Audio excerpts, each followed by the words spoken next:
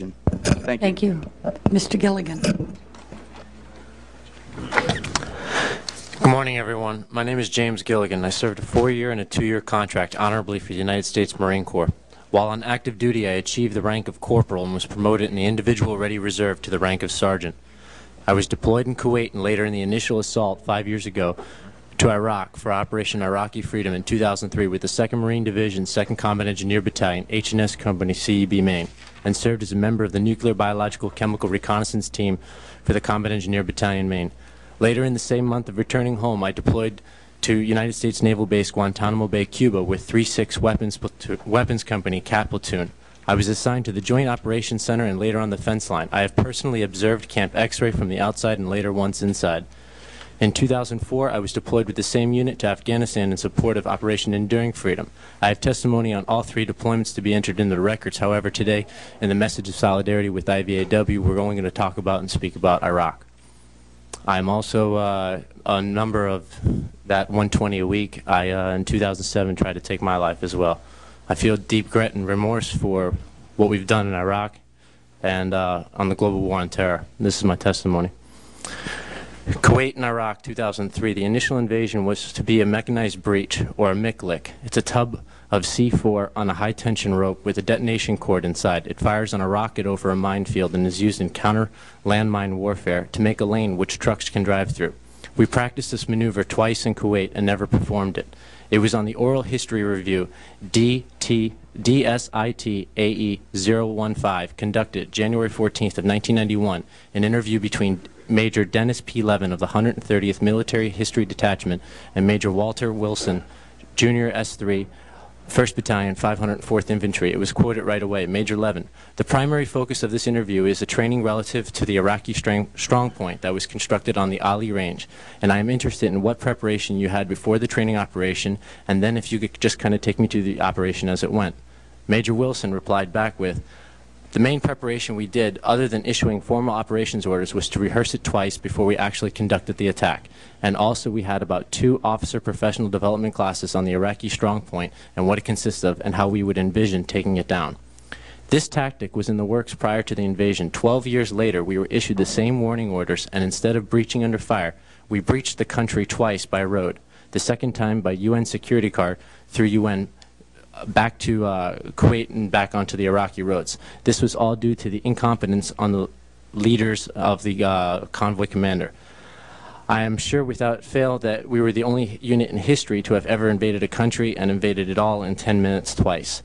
It was then that we drove on through the day and continued unhindered for most of the next 2 days, while American air power pounded the hell out of Iraqi armor and buildings with depleted uranium rounds. The amount of destruction was tremendous, and we watched once while in a traffic jam as a pair of Apaches laid rockets and gunfire into the heart of a city a few kilometers in the distance. Without a doubt, I have been in and around buildings destroyed by depleted uranium rounds, as well as vehicles, armored personnel carriers, tanks, and corpses.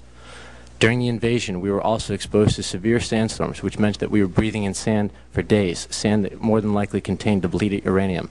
I went for 47 days without a shower in the initial invasion, and I could buy a PlayStation 2 game in a post-exchange before I could even shower, because our contractors were already making bases and had a routine supply line, while we were sleeping out in the open. Almost daily, I found Iraqis who spoke English, whose questions were who we were and how long we were to be there. Today is the Conscientious Objector Day, May 15th, and the day that honors those who choose not to fire their weapons. They do go to combat sometimes by force of their command. We were just a week before the flight to Kuwait when I saw my first sergeant chew someone out about his CO status. I heard the first sergeant say, "What if those F blank ragheads came into your home and raped your daughter and tortured and murdered your wife?" I was shocked to hear the bravery in the young Lance Corporal's voice as he told the first sergeant, "No, I don't know what I would do. Why? Would we do that to them?" His remarks were overlooked and he deployed regardless and remained in rear positions but was still exposed to indirect and routine patrols. I never fired my weapon in combat. I had plenty of waiting and traveling around in a gun truck. I was bombed, mortared, rocketed, IED'd, and even shot at. And although all through that I still had not had the reasonable level needed to escalate the deadly force, I do not believe in the free fire orders commonly given to ground forces currently operating in Iraq, and I do not believe that they are morally correct. We were always running about 5 minutes too late or 2 kilometers away from the action. Our tactics were search and avoid. It was a good mission if we did not have to fire our weapon. Though many were anxious to get their combat action ribbon, I am certain many did not fire their weapon. We were shot at several times, but it would be a sporadic thing, happening at your position or on another patrol. However, this was not the case for most of the units. The Marines in Fallujah were in armored personnel carriers and were ordered to mount bayonets.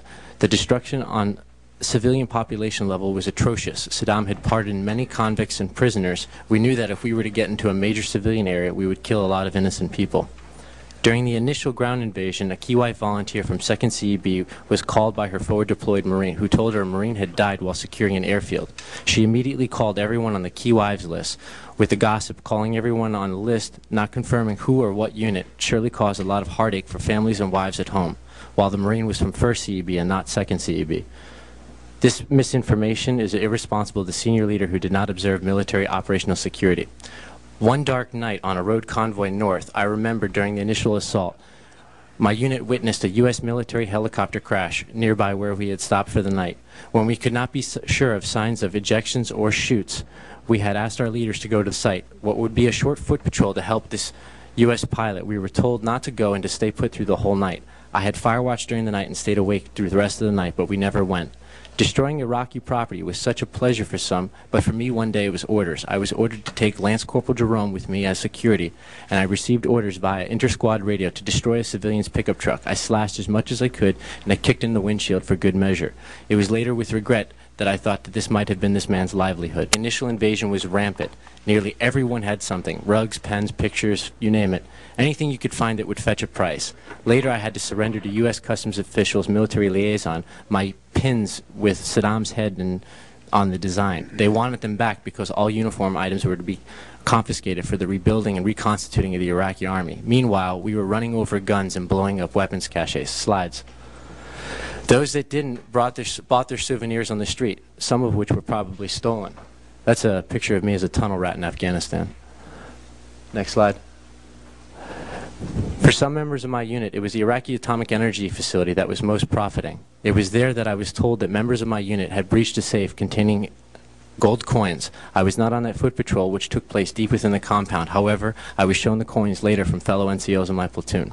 When I deployed, it was with 2 sappy armor protective plates, yet I was ordered to give one to a fellow Marine from 1st Combat Engineer Battalion who had not deployed with one. Such was the case for a majority of the junior NCOs and below from 1st CEB deploying with inadequate armor. During the initial invasion, in fact, my Humvee had plastic doors. We never found evidence of weapons of mass destruction while on patrol with a nuclear, biological, chemical warfare chief warrant officer and fellow members of my reconnaissance team. Early May, while trying to win the hearts and minds of the Iraqi people, we were surrounded by a crowd of non-hostile Iraqis. I witnessed my first sergeant for H&S Company as he exited the Humvee without any backup or support. He ran down a male Iraqi child who was maybe 7 to 8 years old and lifted him in the air, hand-choking the boy with his pistol already drawn. He pointed into the child's head and neck area, threatening and screaming shouts of profanity. As a result of this, the mood in the truck was dead silence until we returned to our campsite. Thank you very much. Thank you. I'd like to acknowledge